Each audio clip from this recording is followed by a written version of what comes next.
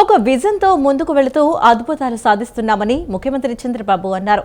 Knowledge economy, టెక్నాలజీకి విశాఖపట్నం కేంద్రంగా మారబోతుందని చెప్పారు.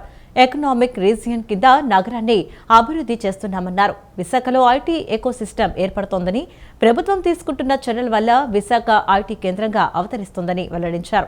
25,000 మంది ఉద్యోగులు పనిచేసేలా అత్యాధునిక వసతులతో క్యాంపస్ నిర్మాణాన్ని చేపట్టనున్నారని, మొత్తం 1,583 కోట్ల పెట్టుబడితో 2033 నాటికి 3 దశల్లో కాగ్నిజెంట్ టెక్నాలజీస్ క్యాంపస్ పూర్తి కానుందని తెలిపారు. 2026 నాటికి మొదటి దశ నిర్మాణాన్ని కాగ్నిజెంట్ పూర్తి చేసుకోనుందని చెప్పారు.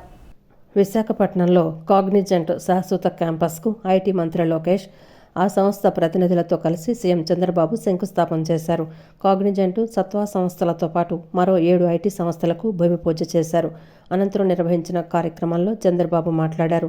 ఇన్హౌస్ కంపెనీగా ఉన్న కాగ్నిజెంట్ ఇప్పుడు ప్రపంచవ్యాప్తంగా పనిచేస్తోందని, చెన్నై, హైదరాబాద్, బెంగళూరు, కలకత్తా, పూణేలో కాగ్నిజెంట్ సంస్థ కార్యకలాపాలు ఉన్నాయన్నారు. ఇప్పుడు విశాఖకు కాగ్నిజెంట్ అడుగుపెట్టిందని చెప్పారు. హ్యాపెనింగ్ సిటీ విశాఖకు రావాలని కాగ్నిజెంట్ను ఆహ్వానించామని, త్వరలో 25,000 మందితో పనిచేసే కేంద్రంగా కాగ్నిజెంట్ త్వరలోనే తయారు కావాలన్నారు. $34 బిలియన్ పెట్టుబడితో కాగ్నిజెంట్ కార్యకలాపాలను ప్రపంచవ్యాప్తంగా నిర్వహిస్తోందని, కాగ్నిజెంట్లో 85% మంది భారతీయులేనని, ఆ సంస్థ సీఈఓ కూడా భారతీయుడే కావటం విశేషమన్నారు. భవిష్యత్తులో విశాఖ క్యాంపస్లో 1,00,000 మంది ఉద్యోగులతో పనిచేయాలని ఆకాంక్షించారు. విశాఖ నగరానికి బెస్ట్ కనెక్టివిటీ ఉండటంతో పాటు మోస్ట్ లివబుల్ సిటీగా ఉందన్నారు. భోగాపురం విమానాశ్రయం, మెట్రో లాంటి అంతర్జాతీయ స్థాయి సదుపాయాలు వస్తాయని, ప్రపంచంలోనే మోస్ట్ హ్యాపెనింగ్ సిటీగా విశాఖ రూపుదిద్దుకుంటుందన్నారు. ఏఐ డేటా సెంటర్లు ఏర్పాటుతో విశాఖపట్నం చాలా ఫాస్ట్గా మూవ్ అవుతోంది. విశాఖపట్నానికి కొన్ని యూనిక్ ఫీచర్స్ ఉన్నాయి. ప్రశాంతమైన ప్రాంతం, అందమైన ప్రాంతం, వైజాగ్ అంటే బెస్ట్ టూరిజం ప్లేస్. అలాంటి విశాఖపట్నం ఇప్పుడు నాలెడ్జ్ ఎకానమీకి, టెక్నాలజీకి కేంద్రంగా తయారవుతుంది. నెక్స్ట్ ఇయర్ ఆగస్టుకంతా Visakhapatnam airport, Bhogapuram international airport వస్తుంది.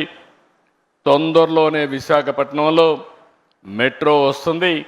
ఇదే కాదు, మీరు చూడంగానే మీరు గుర్తుపెట్టుకోండి, one of the most happening place not only in India, ప్రపంచంలోనే మోస్ట్ హ్యాపెనింగ్ ప్లేస్గా విశాఖపట్నం తయారవుతుంది. ఇప్పటి వరకు ఇక్కడ చూసినప్పుడు రక్షణ రంగంలో కీలకమైన తూర్పు నావికాల దళానికి కేంద్రంగా ఉన్న విశాఖపట్నం నేడు టూరిజం సెంటర్ నుంచి ఇన్ఫర్మేషన్ టెక్నాలజీకి మారే పరిస్థితి వస్తూ ఉంది.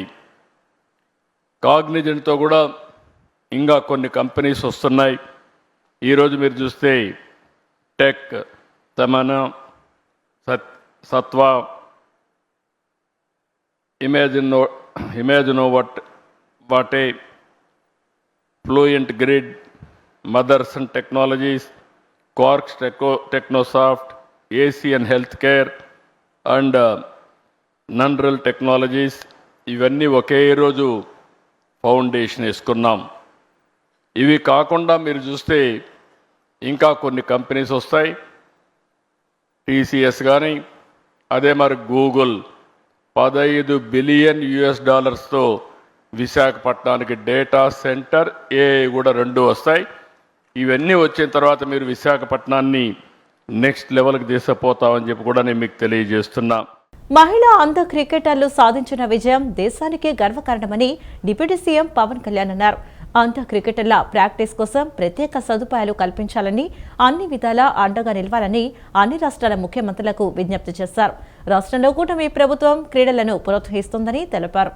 ప్రపంచ కప్ విజేతగా నిలిచిన భారత మహిళల అంధుల క్రికెట్ జట్టుతో ఉప ముఖ్యమంత్రి పవన్ కళ్యాణ్ భేటీ అయ్యారు. మంగళగిరిలోని క్యాంపు కార్యాలయంలో క్రికెటర్లు, శిక్షకులు, సహాయక సిబ్బందితో సమావేశమయ్యారు. ఈ సందర్భంగా ప్రపంచ కప్ సాధించిన క్రికెటర్లను అభినందించిన పవన్, ఒక్కో క్రికెటర్కు 5 లక్షల చొప్పున, శిక్షకులకు 2 లక్షల చొప్పున చెక్కులు అందించారు. ప్రతి మహిళా క్రికెటర్లకు పట్టుచీర, శాల్వాతో పాటు జ్ఞాపిక, కొండపల్లి బొమ్మలు, అరకు కాఫీతో కూడిన బహుమతులను అందించి సత్కరించారు. అనంతరం డిప్యూటీ సీఎం పవన్ మాట్లాడుతూ, మహిళా అంధ క్రికెటర్లు సాధించిన విజయం దేశానికే గర్వకారణమన్నారు. ఆంధ్ర క్రికెటర్ల ప్రాక్టీస్ కోసం ప్రత్యేక సదుపాయాలు కల్పించాలని, అన్ని విధాలా అండగా నిలవాలని అన్ని రాష్ట్రాల ముఖ్యమంత్రులకు విజ్ఞప్తి చేశారు. రాష్ట్రంలో కూటమి ప్రభుత్వం క్రీడలను ప్రోత్సహిస్తోందని తెలిపారు. మహిళా క్రికెటర్లు తెలిపిన అంశాలను ముఖ్యమంత్రి చంద్రబాబు నాయుడు దృష్టికి తీసుకువెళ్తామన్నారు. ప్రపంచ కప్ గెలిచిన జట్టులో ఆంధ్రప్రదేశ్ క్రీడాకారిణులు దీపిక, జట్టు కెప్టెన్ పాంగి కరుణాకుమారి ఉండటం సంతోషంగా ఉందని ఉప ముఖ్యమంత్రి పవన్ కళ్యాణ్ అన్నారు. ఈ సమావేశంలో భాగంగా జట్టు కెప్టెన్ దీపిక తమ గ్రామ సమస్యలను ఉప ముఖ్యమంత్రి దృష్టికి తీసుకువెళ్లారు. తమ గ్రామానికి రహదారి సౌకర్యం కావాలని దీపిక విజ్ఞప్తి చేశారు. దీనిపై స్పందించిన పవన్ ఇందుకు అవసరమైన చర్యలు చేపట్టాలని అధికారులను ఆదేశించారు. అలాగే అల్లూరి సీతారామరాజు జిల్లాకు చెందిన క్రికెటర్ కరుణకుమారి చేసిన విజ్ఞప్తులపైన తక్షణమే చర్యలు ప్రారంభించాలని డిప్యూటీ సీఎం పవన్ కళ్యాణ్ ఆదేశాలు జారీ చేశారు. అంతర్జాతీయ స్థాయి దిగ్గజ ఐటీ కంపెనీ విశాఖలో అడుగుపెట్టడం చారిత్రాత్మక మైలురాయి అని ఐటీ మంత్రి నారా లోకేష్ అన్నారు. విజన్ వాస్తవ రూపం దాలిస్తే కాగ్నిజెంట్ లాంటి ప్రతిష్టాత్మక సంస్థలుగా మారతాయన్నారు. విశాఖపట్నం ఐటీ జీసీసీ కేంద్రంగా మారుతుందని, విశాఖ ఎకనామిక్ రీజియన్ కూడా ఈ ప్రాంత అభివృద్ధిని మారుస్తుందని పేర్కొన్నారు. వై నాట్ వైజాగ్ అనే ప్రశ్న ఉదయించేలా ఐటీ కంపెనీలు, పరిశ్రమల్ని ఈ ప్రాంతానికి ఆహ్వానిస్తున్నామన్నారు. కాగ్నిజెంట్లో పనిచేసే ఉద్యోగులంతా విశాఖ బ్రాండ్ అంబాసిడర్లుగా మారాలని సూచించారు. 5 లక్షల ఐటీ ఉద్యోగాలు ఈ ప్రాంతానికి వచ్చేలా తమ ప్రభుత్వం కృషి చేస్తోందన్నారు.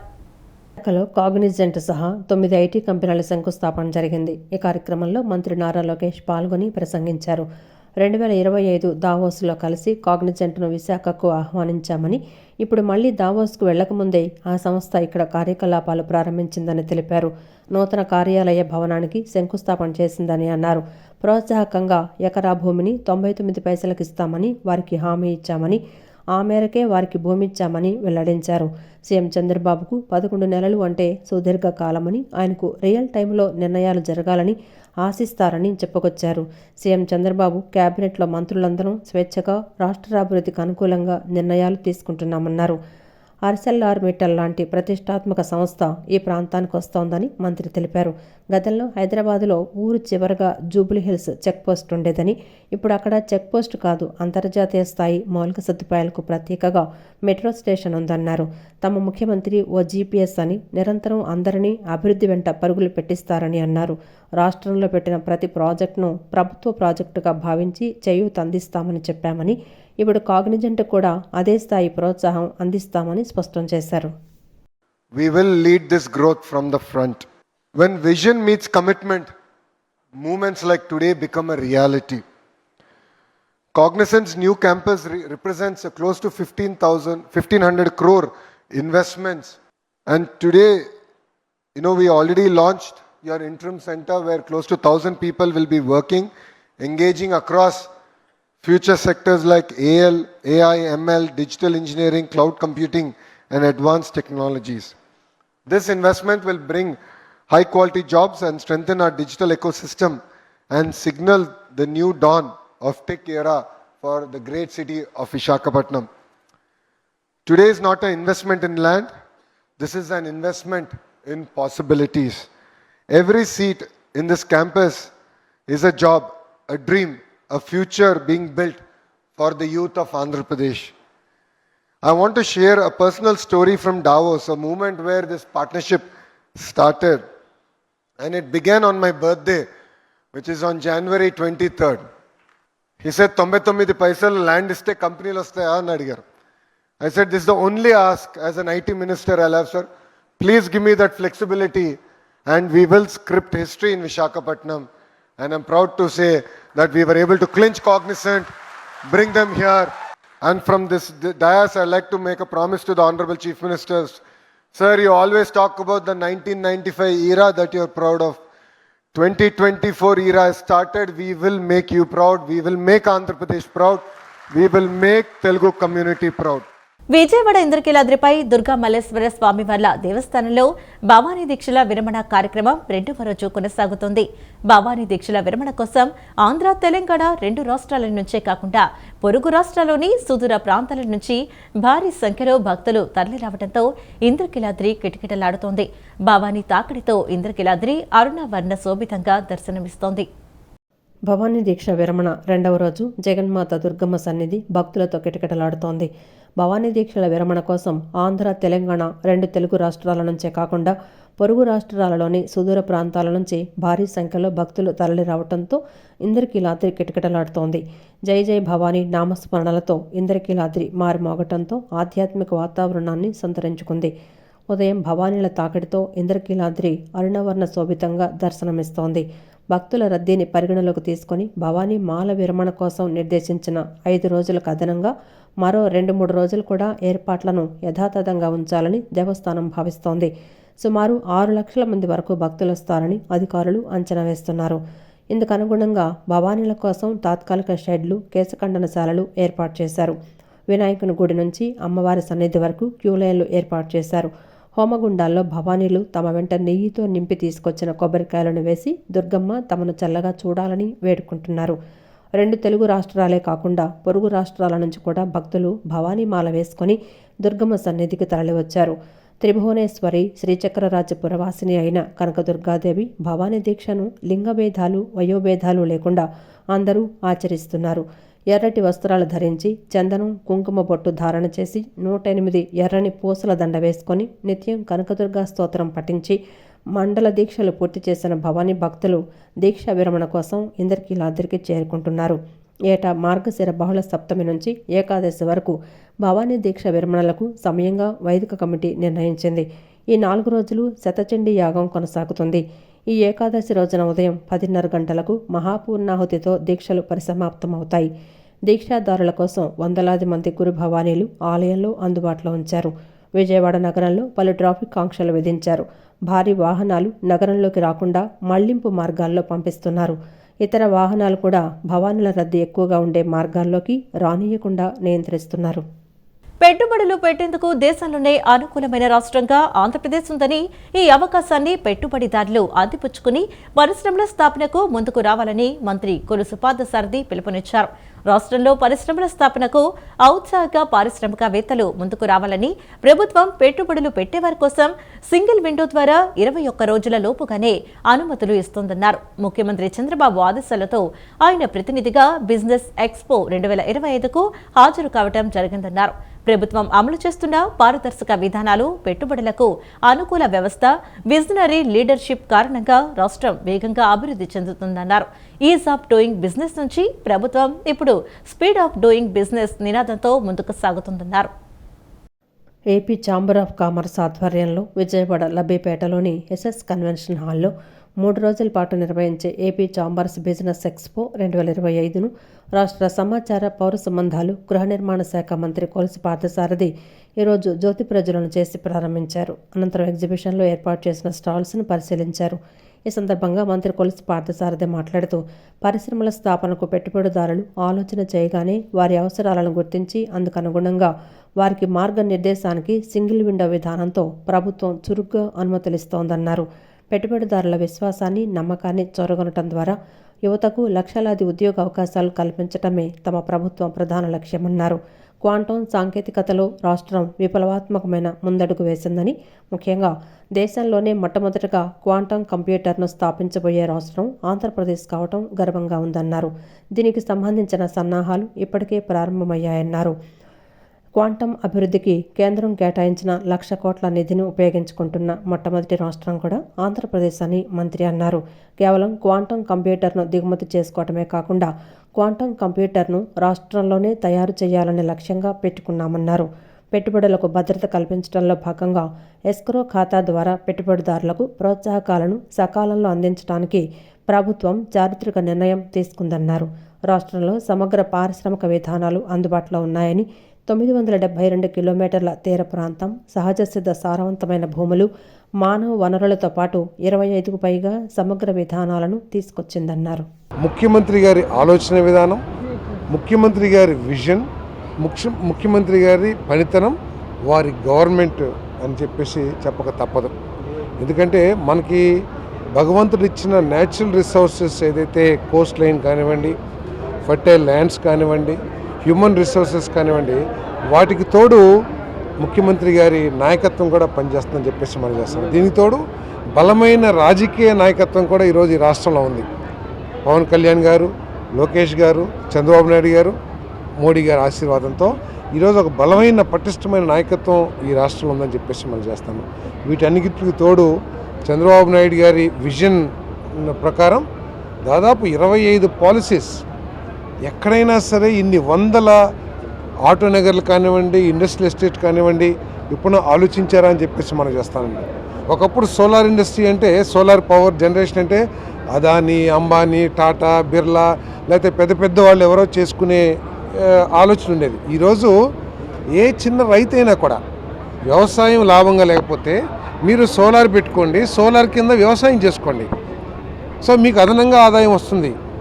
అదేవిధంగా ప్రతి పేదవాడు ఎస్సీస్ కానివ్వండి, మరి బీసీలకు కానివ్వండి, మరి సోలార్ ఇన్స్టాలేషన్ చేసుకుని మీ విద్యుత్ ఖర్చు ఏదైతే ఉందో దాన్ని పూర్తిగా తగ్గించు.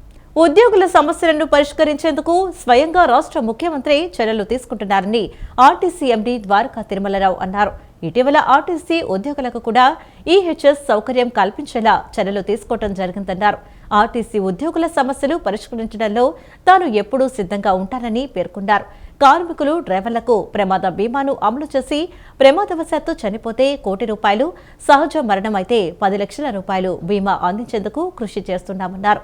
ఆర్టీసీని పరిరక్షించడం ఎంత ముఖ్యమో దాన్ని నడిపించే కార్మికుల సంక్షేమం కూడా అంతే ముఖ్యమని ప్రభుత్వం భావిస్తోందన్నారు.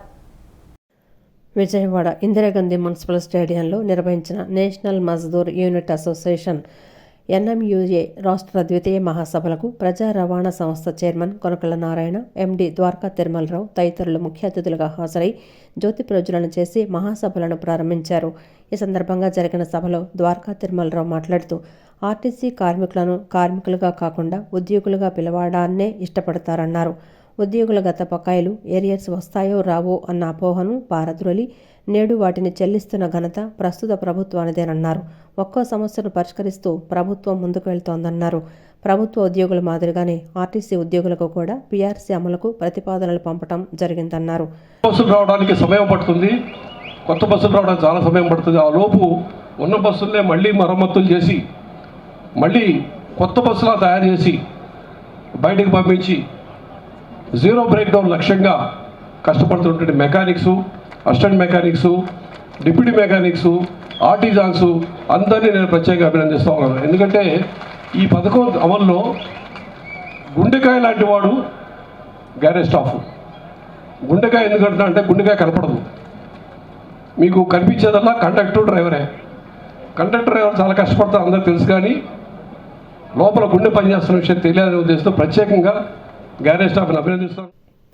అనంతరం ఆర్టీసీ చైర్మన్ కొనకళ్ళ నారాయణ మాట్లాడుతూ ఆర్టీసీ రథచక్రాలను ప్రగతి పదంలో పరుగులు పెట్టించడంలో కార్మికుల పాత్ర ఎంతో కీలకమన్నారు. కార్మికుల కృషి, సహకారం లేనిదే రవాణా వ్యవస్థ ఒక్క అడుగు కూడా ముందుకు వెయ్యలేని పరిస్థితి అని అన్నారు. ఇంతటి ప్రాధాన్యత కలిగిన ఆర్టీసీని పరిరక్షించేందుకు కూటమి ప్రభుత్వం కృతనిశ్చయంతో అడుగులు వేస్తోందన్నారు. ఆర్టీసీని పరిరక్షించడం ఎంత ముఖ్యమో దాన్ని నడిపించే కార్మికుల సంక్షేమం కూడా అంతే ముఖ్యమని ప్రభుత్వం భావిస్తోందన్నారు. ఆర్టీసీని బలోపేతం చేయడంలో కార్మికుల సూచనలు, సలహాల మేరకు ముందుకు వెళ్తున్నామని తెలిపారు.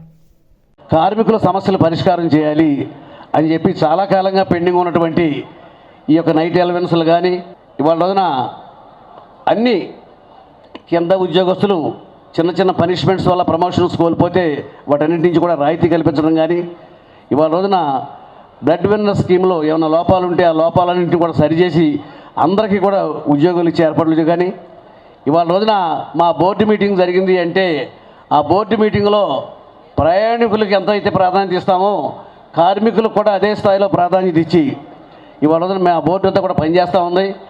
మేమంతా కూడా రాబోయే ప్రతి మీటింగ్లో కూడాను కార్మికుల సమస్యలు అయితే ఏమైతే మాకు దృష్టిలో ఉన్నాయో ఇవాళ ఈహెచ్ఎస్ కానీ ఇవాళ కొన్ని వ్యాధులకు మాత్రమే గుర్తింపు ఉంది, అన్ని వ్యాధులు కూడా గుర్తింపులోకి రావాలనేది. పిల్లలకు విద్యతో పాటు క్రీడల్లో కూడా శిక్షణ ఇవ్వడం ద్వారా ఏకాగ్రత పెంపుకు దోహదం చేస్తాయని సెంట్రల్ ఎమ్మెల్యే బోండా ఉమా అన్నారు. పాఠశాలల్లో స్పోర్ట్స్ మీట్ నిర్వహించడం ప్రశంసనీయమని పేర్కొన్నారు. శుభోదయ పాఠశాల చదువు, సంస్కృతి, సాంప్రదాయాలు, క్రీడలు, ఫిజికల్ యాక్టివిటీలకు సమాన ప్రాధాన్యత ఇవ్వడాన్ని ఆయన అభినందించారు. సింగనగర్లోని శుభోదయ ఇంగ్లీష్ మీడియం స్కూల్ ఆధ్వర్యంలో మాకినేని బసవపున్నయ్య స్టేడియంలో స్పోర్ట్స్ మీట్ నిర్వహించారు. ఈ కార్యక్రమానికి ముఖ్య అతిథిగా సెంట్రల్ నియోజకవర్గ శాసనసభ్యుడు బోండా మహేశ్వరరావు హాజరై జ్యోతి ప్రజ్వలన చేసి క్రీడా పోటీలను ప్రారంభించారు. దాదాపు 2000 మంది విద్యార్థులు ఉత్సాహంగా పాల్గొన్నారు. ఈ సందర్భంగా ఎమ్మెల్యే బోండా ఉమ మాట్లాడుతూ పాఠశాలల్లో స్పోర్ట్స్ మీట్ నిర్వహించడం ప్రశంసనీయమని పేర్కొన్నారు. పిల్లలకు చదువుతో పాటు క్రీడల్లో శిక్షణ ఇవ్వడం శారీరక దృఢత్వం, ఏకాగ్రత పెంపుకు దోహదం చేస్తుందని తెలిపారు. శుభోదయ పాఠశాల చదువు, సంస్కృతి, సాంప్రదాయాలు, క్రీడలు, ఫిజికల్ యాక్టివిటీలకు సమాన ప్రాధాన్యత ఇవ్వటాన్ని ఆయన అభినందించారు. విద్యార్థుల ప్రతిభను ప్రత్యక్షంగా చూడటం ఆనందంగా ఉందని చెప్పిన బోండా ఉమ ప్రభుత్వ విద్యా సహాయ కార్యక్రమాలను కూడా వివరించారు. తల్లికి వందనం పథకం ద్వారా ప్రైవేట్ మరియు ప్రభుత్వ పాఠశాలల్లో చదువుకునే విద్యార్థులందరికీ ఆర్థిక సహాయం అందుతున్నట్లు తెలిపారు. అలాగే ప్రభుత్వ పాఠశాల విద్యార్థులకు యూనిఫాములు, పాఠ్యపుస్తకాలు, నోట్బుక్లు, షూస్, మధ్యాహ్న భోజనం ఉచితంగా అందజేస్తున్నామని పేర్కొన్నారు. విద్యకు అత్యంత ప్రాధాన్యతనిస్తూ పిల్లలు ఎలాంటి ఇబ్బందులు లేకుండా ప్రభుత్వం అండగా ఉంటుందని ఆయన తెలిపారు. పిల్లలకి స్పోర్ట్స్ మీటు నిర్వహించడం అనేది సంతోషం. ఇది అన్ని స్కూళ్ళు కూడా చేయాల్సిన అవసరం ఉంది. ఎందుకంటే పిల్లలకి చదువే కాదు, అన్ని ఆటల్లో కూడా శిక్షణ ఇప్పించాలి, అన్ని ఆటల్లో ప్రవేశం ఉండాలి. దానివల్ల శారీరక దృఢత్వం వల్ల ఏకాగ్రత పెరుగుద్ది.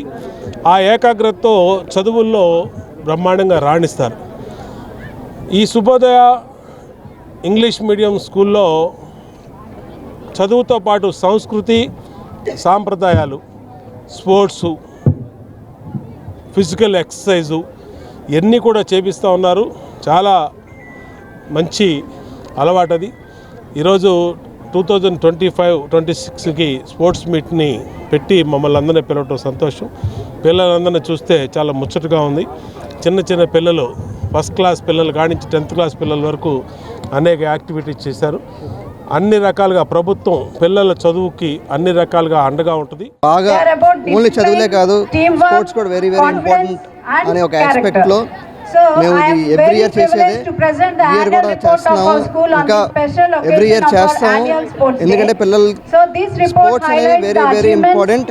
And thank you chief guest bonda గారు వచ్చారు, ఇంకా ఏసీపీ గారు అందరికీ thank you very much. So మా టీచర్స్ యొక్క ప్రోత్సాహంతో, పీఈటీలో ఒక ప్రోత్సాహంతో ఈ క్రీడల్ని చాలా జాగ్రత్తగా, చాలా కేర్ఫుల్గా బాగా ఆడాలని కోరుకుంటున్నాము. డేస్ జరుగుతుందండి. సో ఇవాళ రేపు అంటే 12th and 13th. అర్హులైన ప్రతి ఒక్కరికి కూటమి ప్రభుత్వం పింఛన్లు మంజూరు చేస్తుందని తూర్పు నియోజకవర్గ ఎమ్మెల్యే గద్దె రామ్మోహన్ చెప్పారు. పింఛన్లు మంజూరు చేయడం అనేది టీడీపీ ప్రభుత్వ పేటెంట్ పథకమని, గతంలో అన్న ఎన్టీఆర్ ఇచ్చారని, ఇప్పుడు నారా చంద్రబాబు నాయుడు ప్రతి నెల 4,000 రూపాయలు పింఛన్ సొమ్మును లబ్ధిదారుల ఇంటికి వెళ్లి అందజేస్తున్నారని అన్నారు. 2029వ సంవత్సరం నాటికి అర్హత ఉన్న ప్రతి ఒక్కరికి ఇల్లు ఇవ్వాలని ముఖ్యమంత్రి నారా చంద్రబాబు నాయుడు సంకల్పం తీసుకున్నారని చెప్పారు. అందులో భాగంగా ఇల్లు కావలసిన వారి నుంచి దరఖాస్తులు స్వీకరిస్తున్నామని చెప్పారు. బందర్ రోడ్డు అశోక్నగర్లోని తూర్పు నియోజకవర్గ ఎమ్మెల్యే కార్యాలయం ఆవరణలో ప్రజా దర్బార్ కార్యక్రమం జరిగింది. తూర్పు నియోజకవర్గ ఎమ్మెల్యే గద్దె రామ్మోహన్ స్థానిక అధికారులతో కలిసి హాజరై ప్రజల నుంచి వినతిపత్రాలను స్వీకరించారు. సిద్ధార్థ ఆర్ట్స్ కళాశాల ఎన్సీసీ బాలికల విభాగం వారు నిర్వహించనున్న వార్షిక కార్యక్రమానికి విరాళంగా గద్దె రామ్మోహన్ 10,000 అందజేశారు. మధ్యాహ్నం పార్టీ నాయకులతో సమావేశాన్ని నిర్వహించారు. ఈ సందర్భంగా ఎమ్మెల్యే గద్దె రామ్మోహన్ మాట్లాడుతూ ప్రతి శుక్రవారం ప్రజా దర్బార్ను నిర్వహిస్తామని, అన్ని విభాగాల అధికారులు ఈ కార్యక్రమంలో పాల్గొంటారని చెప్పారు. ప్రజల నుంచి వచ్చిన సమస్యలను ఆయా విభాగాల అధికారులకు పంపి పరిష్కరిస్తామన్నారు. పెన్షన్లు, ఇళ్లు మంజూరు చేయాలంటూ చాలామంది దరఖాస్తు చేసుకుంటున్నారని చెప్పారు. పింఛన్లు ఇవ్వడం అనేది తెలుగుదేశం పార్టీ పేటెంట్ అని అన్నారు. 35 రూపాయల నుంచి 75 రూపాయలు, ఆ తదుపరి 300 రూపాయలు ఇలా క్రమంగా పెంచుకుంటూ వస్తూ ఇప్పుడు ప్రతి నెల 4,000 ఇస్తున్నామని వివరించారు. అర్హత ఉన్న ప్రతి ఒక్కరికి పింఛన్లు ఇస్తామన్నారు. ప్రధానమైన సమస్య ఇళ్ల స్థలాలు లేకపోతే ఇళ్ళు, ఇది ప్రధానమైన సమస్య. అదేవిధంగా పెన్షన్లు రెండో సమస్య. ఈ పెన్షన్లు అనేవి తెలుగుదేశం పేటెంట్. అది ఆ స్కీములు పెట్టింది తెలుగుదేశం పార్టీ. ఇప్పుడు 35 రూపాయలని 75 రూపాయలు పెంచినా, 75 రూపాయలని మరి 200 పెంచినా, 200 నుంచి మరలా ఇప్పుడు సుమారు 4,000 వరకు పెంచడం అనేది మన కళ్ళ ముందు చూసాం. వీటన్నిటిలో ఎక్కువగా నారా చంద్రబాబు నాయుడు గారు ముఖ్యమంత్రి ఉండగానే ఎక్కువ అమౌంట్ పెరగడం జరిగింది. సో దానికి పెన్షన్లు ప్రతి ఒక్కళ్ళకి ఇవ్వాలనేది కూటమి ప్రభుత్వం యొక్క ఉద్దేశం. అదేవిధంగా ప్రతి ఒక్కళ్ళు 2029 సంవత్సరం లోపు ప్రతి ఒక్కళ్ళు సొంత ఇంటి కళ నెరవేరాలి, దాన్ని నెరవేర్చే బాధ్యత ప్రభుత్వంగా మేము తీసుకోవాలని చెప్పి నారా చంద్రబాబు నాయుడు గారు చెబుతున్నారు. దానికి ప్రిపరేషన్గానే ఎంతమంది నిజమైన అర్హులు ఉన్నారు, దానికి కొన్ని లిమిట్స్ ఉన్నాయి, కొన్ని నార్మ్స్ ఉన్నాయి. ఆ నార్మ్స్ ప్రకారం ఎంతమంది ఎలిజిబిలిటీ ఉన్నారు, ఎంతమందికి మనం ఎంత ల్యాండ్ని ఎక్వైర్ చేయాలి, లేకపోతే ఇళ్ళు నిర్మాణం అయితే ఎన్ని ఇళ్ళు కట్టాలి, వీటన్నిటి కూడా ఆలోచన చేయడానికి ప్రజా దర్బార్ ద్వారా అప్లికేషన్ తీసుకుని పెనమలూరు నియోజకవర్గంలో గత ఏడాదిన్నర కాలంలో పల్లెల్లో ఎన్ఆర్జీఎస్ గ్రాంట్ ద్వారా 19 కోట్ల రూపాయలతో వివిధ గ్రామాల్లో వివిధ ప్రదేశాల్లో 21 కిలోమీటర్ల సీసీ రోడ్ల నిర్మాణం పూర్తి చేయడం జరిగిందని ఎమ్మెల్యే బోడే ప్రసాద్ తెలిపారు. బరియల్ గ్రౌండ్స్ షెడ్లు, గోకులాలు, బీటీ రోడ్లు, సిఎస్ఆర్ ఫండ్స్ కానీ ఏదైనా 30 కోట్ల రూపాయల వరకు నిధులు మంజూరు చేయించి అభివృద్ధి కార్యక్రమాలు 90% పూర్తి చేయడం జరిగిందన్నారు. సిఎస్ఆర్ గ్రాంట్స్ ద్వారా 2 కమ్యూనిటీ హాళ్లకు ఎంపీ వల్లభనేని బాలశౌరి 1,40 లక్షలు మంజూరు చేశారన్నారు. జిల్లా పరిషత్ కూడా సుమారుగా 80 లక్షల రూపాయల నిధులు కేటాయించి పనులు చేపట్టడం జరిగిందన్నారు. ఈ సందర్భంగా CM Chandrababu, deputy CM Pawan Kalyan కూటమి ప్రభుత్వానికి ధన్యవాదాలు తెలిపారు. కూటమి ప్రభుత్వం వచ్చిన తర్వాత గత ఏడాదిన్నర కాలంలో పెనమలూరు నియోజకవర్గంలో అనేక అభివృద్ధి కార్యక్రమాలు చేసినట్లు ఎమ్మెల్యే బోడే ప్రసాద్ తెలిపారు.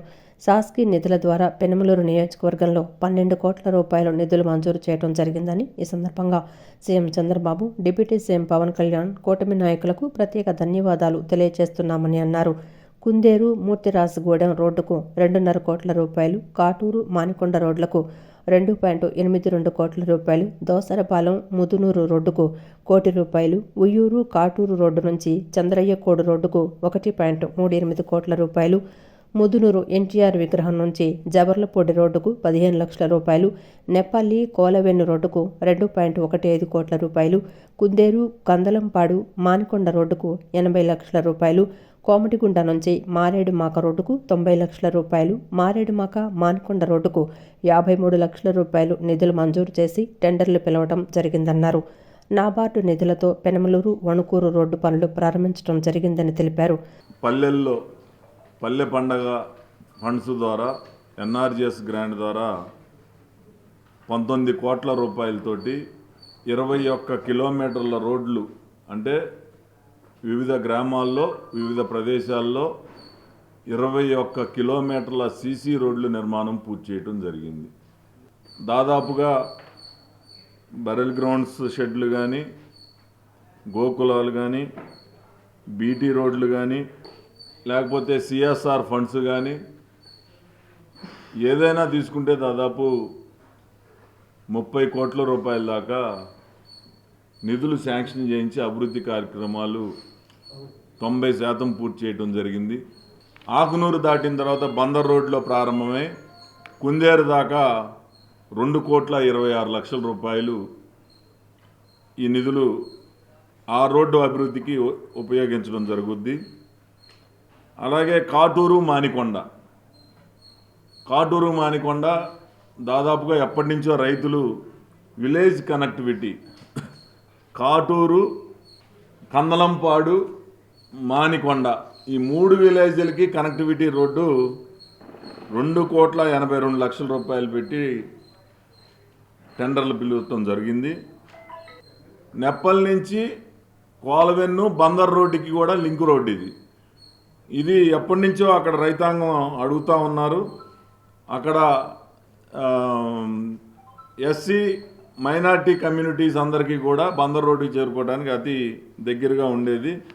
2,15 లక్షల రూపాయలు శాంక్షన్ చేయించడం జరిగింది. టెండర్లు పిలవడం జరుగుతూ ఉంది. ఏదో 3.5 మీటర్లో 3.75 మీటర్లో వెడల్పు చేసి రోడ్లు వేస్తే ఈరోజు భారీ వాహనాలు ఇసుక లారీలు క్వారీ నుంచి తిరుగుతూ ఉన్నాయి. వేసిన కొన్ని రోజులకే ధ్వంసం అయిపోతూ ఉన్నాయి. నేను ఎప్పుడో ఈ రోడ్డు అభివృద్ధి చేయాలంటే ఇన్ని రోజులు ఉండేది కాదు. దాన్ని వెడల్పు చేయాలి అనే ఒక సంకల్పంతోనే కష్టపడి దాన్ని వెడల్పు చేయడానికి భారతీయ చేనేత కళకు చేయూతనిస్తూ వస్త్ర వైభవానికి కొత్త ఉత్తేజమిస్తూ ఎంతో మంది కళాకారులు తమ కళా నైపుణ్యంతో రూపొందించిన పట్టు వస్త్రాలకు ఇండియన్ సిల్క్ గ్యాలరీ ఎక్స్పో వేదికైందని కేసినేని జానకి లక్ష్మి అన్నారు. నేత కళాకారులే నేరుగా అమ్మకాలు నిర్వహించడం ద్వారా బయట కంటే తక్కువ ధరకు వినియోగదారులకు అందుబాటులోకి వస్తున్నాయని తెలిపారు. సిల్క్ ఎక్స్పో ద్వారా భారతీయ సాంప్రదాయ వస్త్రాల వైభవం నగర వాసులను అలరించనుందన్నారు. కేంద్ర చేనేత జౌళి శాఖ సహకారంతో ఇండియన్ సిల్క్ గ్యాలరీ ఎక్స్పో ఆధ్వర్యంలో బృందావన్ కాలనీలోని ఏ కన్వెన్షన్ సెంటర్లో ఏర్పాటు చేసిన సిల్క్ ఎక్స్పోను పార్లమెంటు సభ్యులు కేశినేని శివనాథ్ సతీమణి కేశినేని జానకీలక్ష్మి ప్రారంభించి పట్టు వస్త్రాల స్టాళ్లను తిలకించారు. అనంతరం ఆమె మాట్లాడుతూ నగర వస్త్ర ప్రియులను అలరించేలా ఏర్పాటు చేసిన ఎక్స్పోతో బెనారస్, పశ్చిమ బెంగాల్ బోటిక్ ఐటమ్స్, టెస్సర్ కాంతా, చందేరి, కోట, రాజ్కోట్ పటోలా, గద్వాల్, కలంకారీ, కాంచీపురం, వెంకటగిరి, ఉప్పాడ చాంతాని ఇలా వివిధ కళాత్మక వస్త్రాలను ఒకే వేదికపై వినియోగదారులకు అందుబాటులోకి తీసుకురావడం అభినందనీయమన్నారు.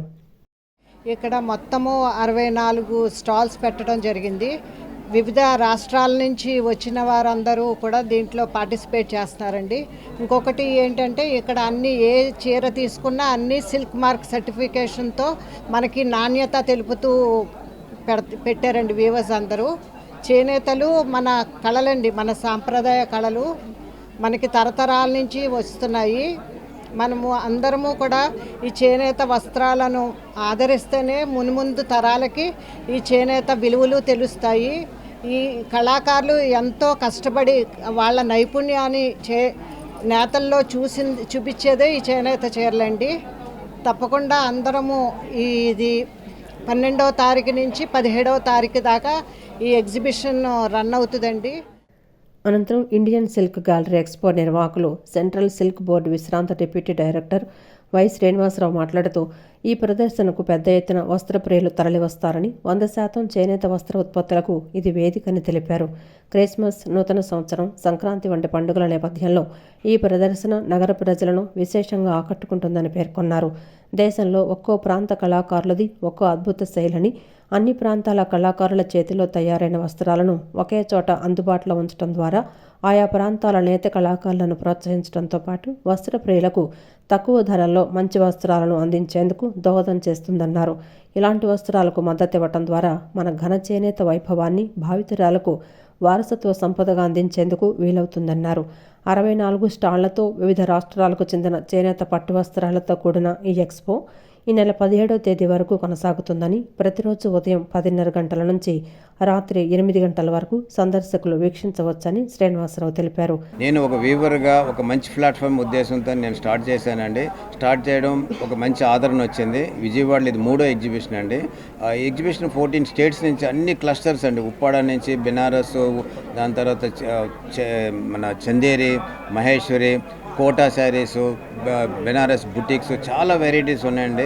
రాజ్కోట్ పటోలా, పైటనీ శారీసు అన్నీ ఉన్నాయండి ఇక్కడ. అక్కడ మీరు మీ పండుగ సీజను, దాని తర్వాత మనకు క్రిస్మస్ వస్తున్నది, వెడ్డింగ్ సీజన్ ఫిబ్రవరి స్టార్ట్ అవుతుంది. కాబట్టి హైదరాబాదు మన సిల్క్ లవర్స్కి అందరికీ విన్నపించుకునే ఏంటంటే మా ఎగ్జిబిషన్కి వచ్చి మా వీవర్స్ని ఆదరించమని కోరుకుంటున్నాం.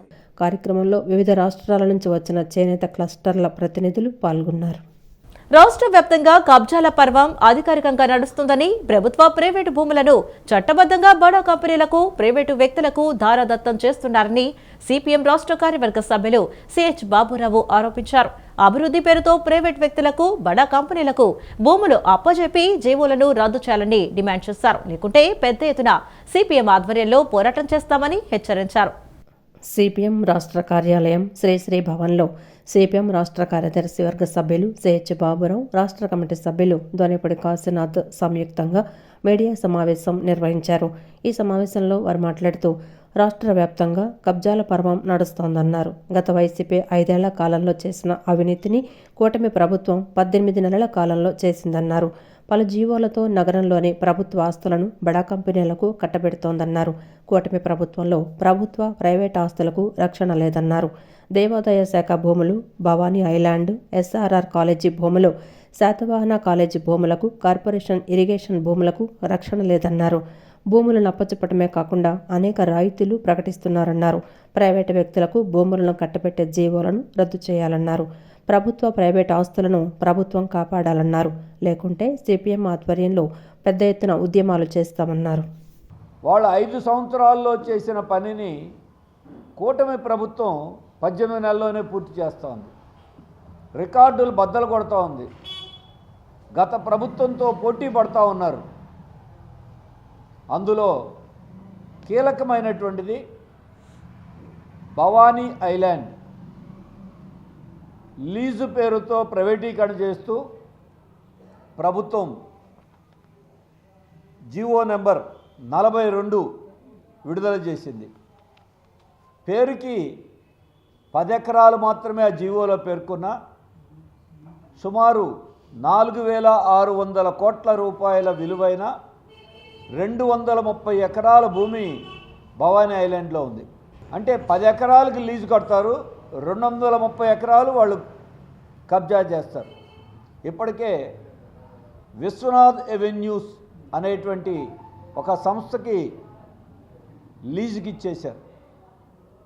అందరికీ తెలుసు, పాత బస్టాండ్ స్థలం జీవో నెంబర్ 137 ద్వారా 400 కోట్ల రూపాయల పైగా విలువైనటువంటి 4 ఎకరాల 15 సెంట్ల స్థలాన్ని లూలు మాల్ సంస్థకి కారు చౌకగా దఖలు చేసేశారు.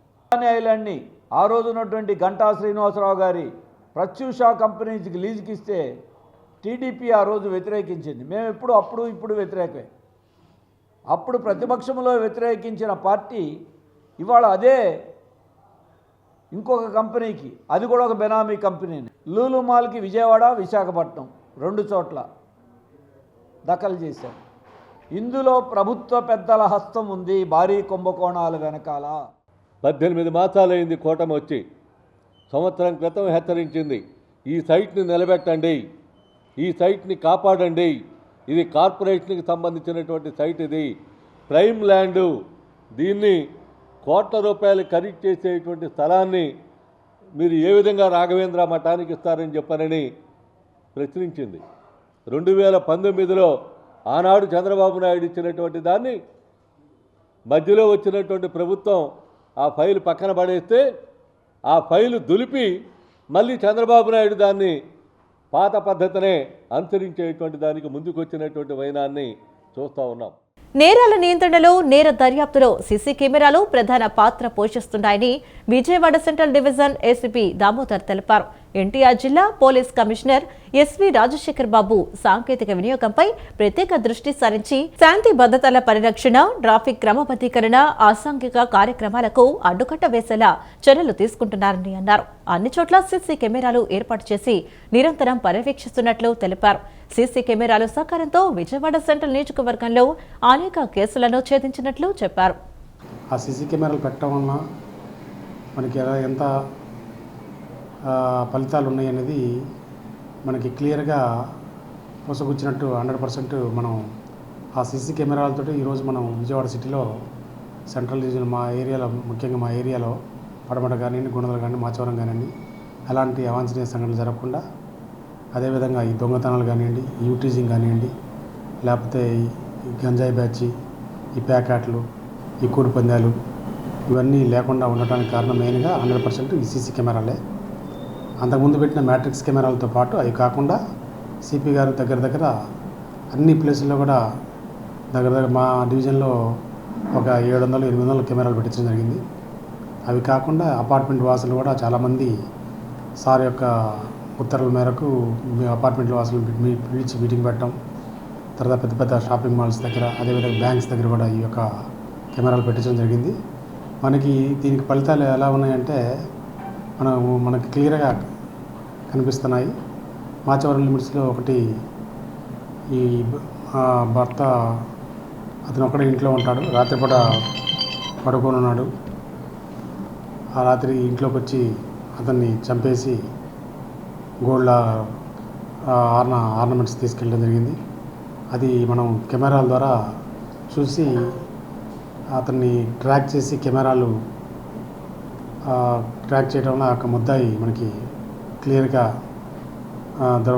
ముద్దాయి దొరకడం జరిగింది. అదేవిధంగా మన మాచవరం లిమిట్స్లోనే ఈ యొక్క మోటార్ సైకిల్ అఫెన్స్ చేస్తే, ఒక మోటార్ సైకిల్ అఫెన్స్ చేస్తే అతను కంప్లైంట్ ఇస్తే ఆ మోటార్ సైకిల్ ఎవరు ఎత్తుకెళ్ళారనేది ఒక సీసీ ఫుటేజ్ చూస్తే, ఆ సీసీ ఫుటేజ్ ద్వారా వరుసగా 7 సీసీ ఫుటేజ్ చూడటంతో అతను ఎటు నుంచి ఎటు వెళ్ళిందని మొత్తం క్లియర్ కనుక్కొని ఎక్కడో ఒక చోట మనకి ఆ మనిషి యొక్క ఫేస్ కానివ్వండి, లేకపోతే మోటార్ సైకిల్ యొక్క నెంబర్ కానివ్వండి, లేకపోతే ఇంకేదన్నా అతని కనెక్టివిటీ సంబంధించిన ఏదో ఒక చిన్న క్లూ వచ్చింది. ఆ క్లూ ద్వారా ఒక 50 మోటార్ సైకిల్ రికవర్ చేయడం జరిగింది.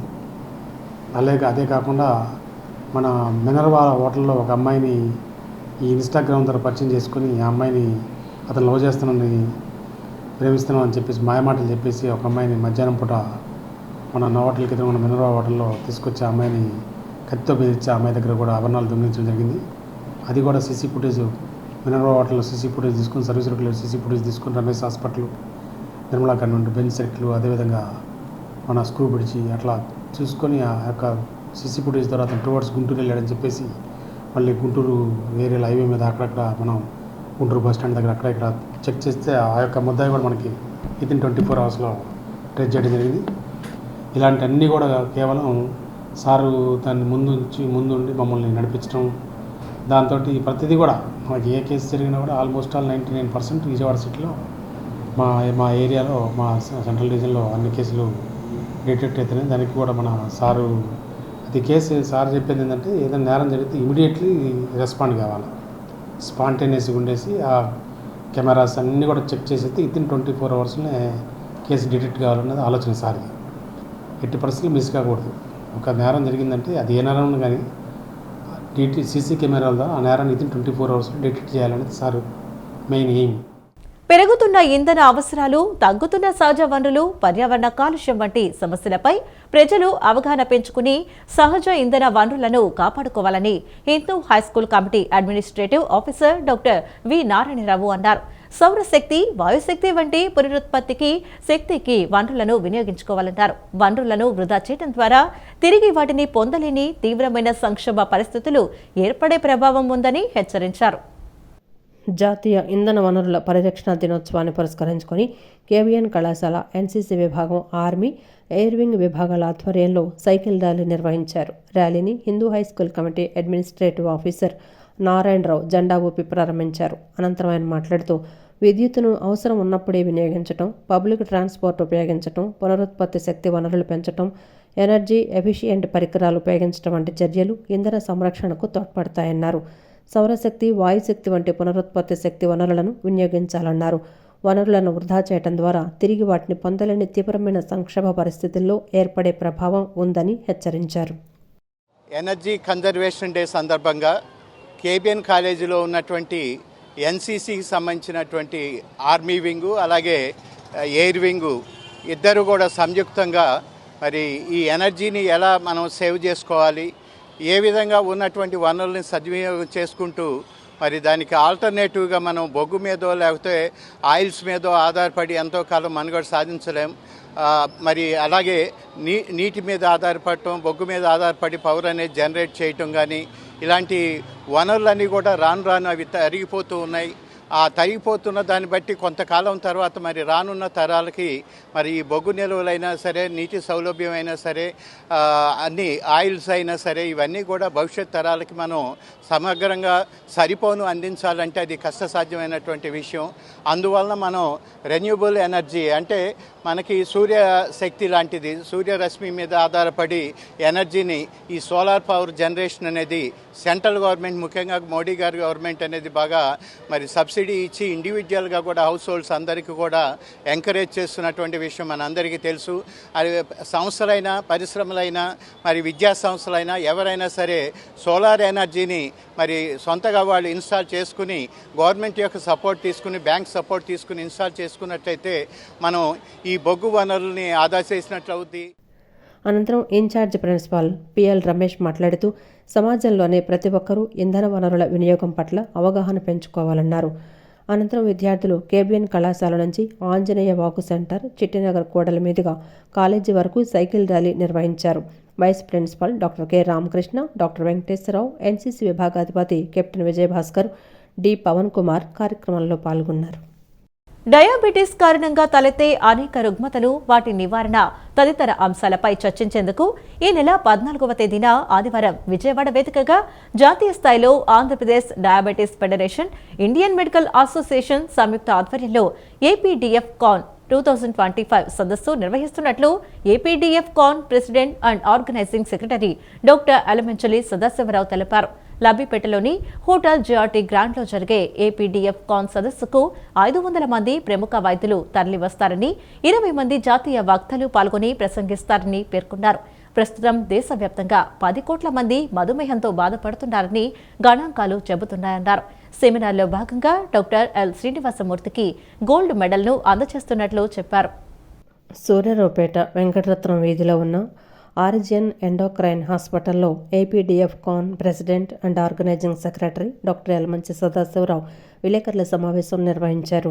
ఈ సందర్భంగా డాక్టర్ సదాశివరావు మాట్లాడుతూ ఈ నెల 14న ఆదివారం విజయవాడ వేదికగా జాతీయ స్థాయిలో ఏపీడీఎఫ్ కాన్ 2025 సదస్సును నిర్వహిస్తున్నట్లు తెలిపారు. జీఎల్పీ ఎన్లాగ్ అందుబాటులోకి వచ్చాక డయాబెటీస్కు సంబంధించి ఉత్తమ ఫలితాలు కనబడుతున్నాయన్నారు. కొత్తగా వస్తున్న షుగర్ వ్యాధులు శరీరంలోని గుండె, కిడ్నీ తదితర అనేక ఆర్గాన్స్ పైన ప్రభావం చూపుతున్నాయని తెలిపారు. కొత్తగా వస్తున్న మందులు శరీరంలోని అన్ని ఆర్గాన్స్ను కాపాడుతాయన్నారు. ధరల నియంత్రణ కూడా అదుపులో ఉన్నందున రోగులకు ఆర్థికంగా స్వాంతన కలుగుతుందని చెప్పారు.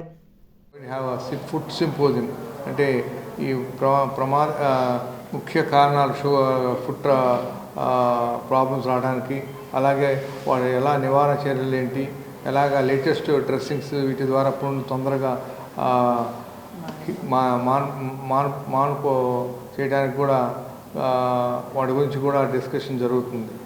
అండ్ అలాగే వేరియస్ జీఎల్పీ ఎన్లాగ్స్ అని latest drugs that have been in the market. ఇవి ఎక్కువగా స్థూలకాయం తగ్గించేతో పాటు షుగర్ను, దాని నుంచి metabolic and kidney and cardiac problems మీద కూడా మంచి ఎఫెక్ట్ చూపిస్తున్నాయి. Thereby complication. అనంతరం APDF joint organising secretary doctor Yalamanchi Aishwarya మాట్లాడుతూ అధిక షుగర్ కారణంగా గ్యాంగ్రీన్ సంభవించి పాదాలు తీసివేయకుండా లక్షలాది పాదాలను కాపాడుతున్నట్లు తెలిపారు. అదేవిధంగా గర్భిణీ స్త్రీలలో మధుమేహం వల్ల సంభవించే దుష్ఫలితాలను ఆదిలోనే నివారించడం ముఖ్యమని, అటువంటి వారికి సలహాలు సూచనలు ఇస్తామన్నారు. అలాగే స్థూలకాయం ఉన్నవారు షుగర్ వ్యాధితో బాధపడుతుంటే వారికి ఏ విధంగా చికిత్స అందించాలి, షుగర్ను ఆదిలోనే ఎలా నివారించాలి, నోవల్ క్లస్టర్స్ వంటి అంశాలపై వక్తలు అనేక సూచనలు సలహాలిస్తూ ప్రసంగిస్తారని తెలిపారు. ఇన్సులిన్, కొత్త రకాలు, వాటి పోకడల గురించి వివరిస్తారని పేర్కొన్నారు. జీఎల్పీ ఎన్లాగ్ ఆవిష్కరణతో డయాబెటీస్ రోగులకు ఎంతో ఉపశమనం కలుగుతుందన్నారు. మనం సాధారణంగా ఈ డయాబెటీస్ ఇన్ ప్రెగ్నెన్సీ అనేది 24 వారాలు 36 వారాల దగ్గరే మనం టెస్టింగ్ చేస్తున్నాము ఇన్ని రోజులు. బట్ ఒక ఉమెన్ ప్రెగ్నెంట్ అని తెలిసినప్పుడు కూడా డయాబెటీస్ ఉండే అవకాశం ఉండొచ్చు ప్రెగ్నెన్సీ వల్ల. అందుకని ఎర్లీగా టెస్ట్ చేసి ఎర్లీగా వాళ్ళని ఐడెంటిఫై చేయడం వల్ల ఇంకా బెటర్గా తల్లికి మరియు శిశువుకి మనం కేర్ అందించగలుగుతాం. అది మాత్రమే కాకుండా ప్రెగ్నెన్సీ ప్లానింగ్ చేసే వాళ్ళు కూడా బోత్ హస్బెండ్ అండ్ వైఫ్ కూడా ముందుగానే టెస్ట్ చేసుకొని జాగ్రత్తలు తీసుకోవడం చాలా మంచిది. ఎందుకు అంటే శిశువు యొక్క ఆరోగ్యం అనేది తల్లి గర్భంలోనే నిర్ధారించబడుతుంది. కాబట్టి మన ఫ్యూచర్ని, జనరేషన్ని బాగా కాపాడుకోవాలి. ముందుగానే ఇవన్నీ అరికట్టాలంటే. ఈ విలేకరుల సమావేశంలో డాక్టర్ యలమంచి హేమన్న, డాక్టర్ అమూల్య పాల్గొన్నారు. తొలి తెలుగు దివ్వే తెలుగు మూలాల అధ్యయన సంఘాన్ని స్థాపించి తెలుగు భాష ఔన్నత్యాన్ని, ప్రాముఖ్యతను తెలుగు వారికి తెలియచేయాలని చారిత్రకంగా పరిశోధన చేసిన తెలుగు దివ్వే వ్యవస్థాపకులు అధ్యక్షులు పివిఎల్ఎన్ రాజు, అధ్యక్షురాలు మాజీ కార్పొరేటర్ లక్ష్మీ తులసి దంపతులు చేస్తున్న కృషి అభినందనీయమని మండలి వెంకట కృష్ణారావు, అధికార భాషా సంఘం చైర్మన్ త్రివిక్రమరావు అన్నారు. తెలుగు దివ్య సంస్థ ద్వారా వెలికితీసిన విషయాలు చాలా అమూల్యమైనవని, ఆ శాసనాలు చారిత్రక ప్రాధాన్యత, ప్రాముఖ్యత ఉందని, వాటిని కాపాడుకోవాల్సిన బాధ్యత అందరిపై ఉందని అన్నారు. మండలి వెంకట కృష్ణారావు అధికార భాషా సంఘం చైర్మన్గా ప్రమాణ స్వీకారం చేసిన పి త్రివిక్రమరావును తొలి తెలుగు దివ్య తెలుగు మూలాల అధ్యయన సంఘం ఆంధ్రప్రదేశ్ కమిటీ సభ్యులు గవర్నర్పేటలోని ఓ హోటల్లో కలిశారు. తొలి తెలుగు దివ్య వ్యవస్థాపక అధ్యక్షులు పివిఎల్ఎన్ రాజు, అధ్యక్షురాలు పిల్లి లక్ష్మీ తులసి, సభ్యులు పుష్పగుచ్చం అందచేసి శాల్వా కపి అభినందనలు తెలిపారు.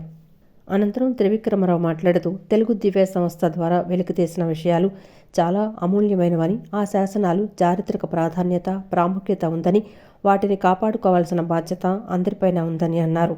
చారిత్రక అంశాలను పరిరక్షించుకోవాలని, తరువాతి తరాలకు అందించాలని, వాటికి శాశ్వతం కల్పించాలనే భావన కూడా తనకుందన్నారు. ముఖ్యమంత్రి దృష్టికి తీసుకువెళ్లి ఈ శాసనాలు ఏ విధంగా పరిరక్షించాలనేది నిర్ణయం తీసుకుంటానన్నారు. తెలుగు తొలి శాసనం ఏమిటి, దానికి కృషి చేసినటువంటి మహనీయులు ఎవరు, ఇటువంటి అనేక అంశాల మీద చారిత్రకంగా పరిశోధన చేసినటువంటి మిత్రులు, సోదరులు రాజుగారికి, అదేవిధంగా లక్ష్మీ తులసి గారికి, ఆ దంపతులు ఇద్దరు కూడా తెలుగు భాషకు సంబంధించి చేస్తున్నటువంటి కృషిని ముందుగా నేను అభినందిస్తున్నాను. వారు ఈరోజు తెలుగు దివ్య సంస్థ ద్వారా వెలికి తీసినటువంటి విషయాలు చాలా అమూల్యమైనవి. వారు చెప్పినట్లుగా ఆ శాసనాలకు ఎంతో చారిత్రక ప్రాముఖ్యత, ప్రాధాన్యత ఉన్నవి. వాటిని కాపాడుకోవాల్సినటువంటి బాధ్యత మనందరిది. అనంతరం సంఘం అధ్యక్షురాలు, మాజీ కార్పొరేటర్ పిల్లి లక్ష్మీ తులసి మాట్లాడుతూ అధికార భాషా సంఘం చైర్మన్గా త్రివిక్రమరావు నియమితులవటం ముదావహమని అన్నారు. ఆయనకు ఈ పదవి ఇచ్చిన సీఎం చంద్రబాబుకు కృతజ్ఞతలు తెలిపారు. క్రీస్తు శకం 575వ సంవత్సరం ఎరికల్ ముత్తురాజు ధనుంజయ మహారాజు వేయించిన తొలి తెలుగు శాసనాలు కడప జిల్లా కలమళ్ళ శ్రీ చెన్నకేశ్వర స్వామివారి ఆలయ ప్రాంగణంలో ఎండకు ఎండి వానకు తడిచి తొలి తెలుగు లిపి కోల్పోతున్నాయన్నారు. ఆ తొలి తెలుగు శాసనాలను సంరక్షించి ఆ ప్రాంతాన్ని పర్యాటక ప్రాంతంగా ప్రకటించాలని కోరారు. ఆ శాసనాలు ఈ రోజు వరకు కూడా వాటిని ఎట్లా దాయాలని, అది ఎట్లా కాపాడాలి అనే వేలో ఎవరు ఆలోచించట్లేదు. ఆ రోజు నుంచి ఈ రోజు వరకు కూడా అది ఎండలో ఎండి వానక తడుస్తూ ముళ్ళ పొదల్లో ఉండి ఈ శాసనాలు పాడవటం జరుగుతుంది. ఆ శాసనాల మీద ఉన్న వ్రాతలు దాదాపు చెరిపే స్థితిలో ఉన్నాయి. అవి అరిగిపోయి, స్టోన్స్ అరిగిపోయి, ఆ అక్షరాలు కనుమరుగయ్యే దిశలో ఉన్నాయి ఆ శాసనాలు. వాటి రక్షణ చేపట్టాలని మేము అధికార భాష చైర్మన్ త్రివిక్రమ గారి ద్వారా ప్రభుత్వాన్ని కోరుతున్నాము. అనంతరం తొలి తెలుగు దివ్య వ్యవస్థాపక అధ్యక్షులు పివిఎల్ రాజు మాట్లాడుతూ ప్రపంచవ్యాప్తంగా జరిగిన తెలుగు మహాసభల్లో తెలుగు భాష పుట్టుక గురించి, తెలుగుకు ఆ పేరు ఎలా ఏర్పడింది, ఆంధ్రాకు ఆ పేరు ఎలా ఏర్పడింది, తెలంగాణకు ఆ పేరు ఎలా ఏర్పడింది ఎక్కడా చర్చించడం లేదన్నారు. అంతేకాకుండా 1500 సంవత్సరాల క్రితం అనగా క్రీస్తు శకం 576లో తెలుగు భాషను తొలిగా అధికార భాష చేసి తొలి తెలుగు శాసనం చెక్కించిన మహనీయుడిని ఎక్కడా స్మరించుకోవటం లేదన్నారు. ఈ విషయాలను ముఖ్యమంత్రి దృష్టికి తీసుకువెళ్లవలసిందిగా పివిఎల్ఎన్ రాజు చైర్మన్ని కోరారు. ఆయన సేవలు గుర్తించి 1995 నుంచి తర్వాత ఆయన సేవలు గుర్తించి ఆయనకి ఈ రోజున అధికార భాష చైర్మన్ ఇచ్చారంటే ఈ సందర్భంగా రాష్ట్ర ముఖ్యమంత్రి శ్రీ నారా చంద్రబాబు నాయుడు గారికి ధన్యవాదాలు, కృతజ్ఞతలు తెలియజేసుకుంటున్నాం. మా అభ్యర్థన ఏమిటంటే ఆ చైర్మన్ గారికి మేము నిర్ణయించే అభ్యర్థన, తెలుగు భాష అనేక ప్రపంచ రచయితల మహాసభలు, సాహిత్య సభలు, అనేక మహాసభలు ప్రపంచవ్యాప్తంగా జరుగుతున్నాయి. సాహిత్యం మీద పండితులు, పండితులందరూ డిస్కషన్లు అన్నీ జరుగుతున్నాయి. కానీ తెలుగు భాష ఎక్కడ పుట్టింది, తెలుగు భాషకు ఆ పేరు ఎలా ఏర్పడింది, ఆంధ్ర అనే పేరు ఎలా ఏర్పడింది, తెలంగాణ అనే పేరు ఎలా ఏర్పడింది, ఈ విషయాలు ఎక్కడా కూడా ఎవరు తెలుగుకు ఆ పేరు ఎలా ఏర్పడింది ఎవరు కూడా డిస్కస్ చేయట్లేదు. మేము తొలి తెలుగు దివ్య తెలుగు మూలాల అధ్యయన సంఘం అనే సంస్థ ప్రారంభించి ఈ విషయాల మీద పరిశోధన చేసి ముందుగా తొలి తెలుగు భాష గాజులు తెలుగులో అనే పుస్తకం రిలీజ్ చేశాం. Krishnalanka Sri Chaitanya techno school secondary విభాగంలో హ్యాపీ క్లబ్ కార్యక్రమాన్ని నిర్వహించారు. ఈ కార్యక్రమంలో విద్యార్థుల తల్లిదండ్రులు ఎంతో ఉత్సాహంగా పాల్గొన్నారు. తల్లిదండ్రులకు ఆటపాటలు, సరదా పోటీలు నిర్వహించి విజేతలకు బహుమతులు అందజేశారు. Musical chairs, tug of war, dance, housie, live dance, ramp walk నిర్వహించారు. తల్లిదండ్రులు ఎంతో ఉత్సాహంగా ఈ పోటీల్లో పాల్గొన్నారు. తల్లిదండ్రులు ఇంట్లో పనులతో బిజీగా గడుపుతుంటారు, ఎంతో ఒత్తిడికి లోనవుతుంటారు. కాబట్టి వారిలో ఒత్తిడిని తగ్గించి ఉత్సాహాన్ని, ఆనందాన్ని నింపేందుకు విద్యార్థుల తల్లిదండ్రులకు ఈ పోటీలు నిర్వహించామని ప్రిన్సిపల్ మహాలక్ష్మి తెలిపారు. గెలిచిన విజేతలకు బహుమతులు అందజేశామన్నారు. ఈజీఎం మురళీకృష్ణ, ఆర్ఐ రాజేష్ పాల్గొన్న తల్లిదండ్రులకు కృతజ్ఞతలు తెలిపారు. హ్యాపీ క్లబ్లో ఇది అడాప్షన్ ప్రోగ్రాంలో ఒక భాగం అండి. ఈ హ్యాపీ క్లబ్లో భాగంగా మనం పేరెంట్స్ అందరికీ కూడా housie, tug of war, musical chairs, ramp walk and live dance conduct చేయడం జరిగిందండి. అందులో విన్ అయిన వాళ్ళకి ప్రైజెస్ ఇవ్వడం జరిగింది. అందరూ చాలా చాలా ఉత్సాహంగా ఎంజాయ్ చేసి పార్టిసిపేట్ చేశారండి. ఈ వార్తలు ఇంతటితో సమాప్తం. నమస్కారం.